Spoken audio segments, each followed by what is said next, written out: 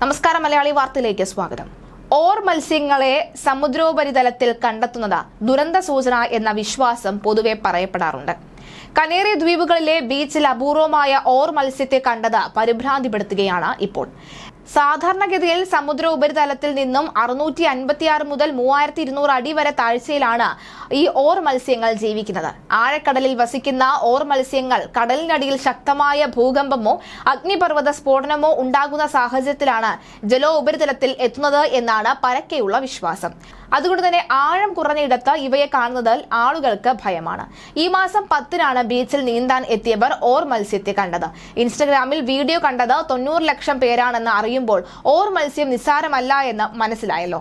കടൽ ദൈവത്തിന്റെ സന്ദേശവാഹകൻ എന്നാണ് ജാപ്പനീസ് മിത്തോളജിയിൽ ഓർ മത്സ്യം അറിയപ്പെടുന്നത്. ഭൂകമ്പം, ചുഴലിക്കാറ്റ്, സുനാമി എന്നിങ്ങനെ പ്രകൃതി ദുരന്തങ്ങളുടെ വരവറിയിക്കുന്നതാണ് ഓർ മത്സ്യം എന്നാണ് പരക്കെയുള്ള വിശ്വാസം.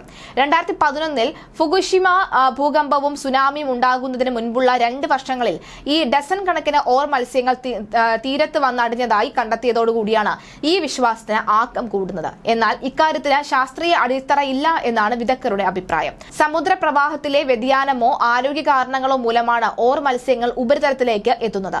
ആഴക്കടലിൽ കഴിയുന്നത് കൊണ്ട് ഇവരുടെ ജീവിത പരിസരങ്ങൾ പഠിച്ചെടുക്കാനും വിഷമമാണ്. കഞ്ചേരി ദ്വീപുകളിൽ പ്ലായ ക്യൂമാഡ തീരത്താണ് ഇക്കുറിയും ഓർ മത്സ്യത്തെ കണ്ടെത്തിയത്.